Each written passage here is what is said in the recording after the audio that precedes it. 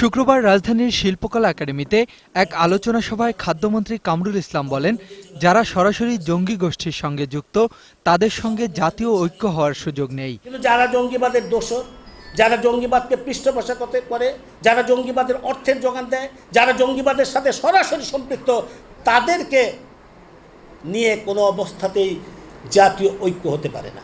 শিল্পকলা একাডেমিতে অপর এক অনুষ্ঠানে ওবায়দুল কাদের বলেন, দেশকে অস্থিতিশীল করতে রাজনৈতিক উদ্দেশ্যে বিদেশি নাগরিকদের হত্যা করা হচ্ছে।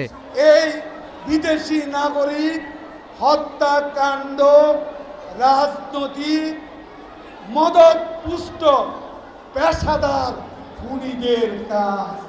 এদিকে প্রধানমন্ত্রী শেখ হাসিনার জাতিসংঘের সর্বোচ্চ পরিবেশ পুরস্কারের মতো বিরল গৌরবে আনন্দ র্যালি বের করে মুজিব সেনা ঐক্যলীগ। সে সময় মুক্তিযুদ্ধ বিষয়ক মন্ত্রী আকামা মোজাম্মেল হক উপস্থিত ছিলেন। মাইনুল ইসলাম, একুশে টেলিভিশন, ঢাকা।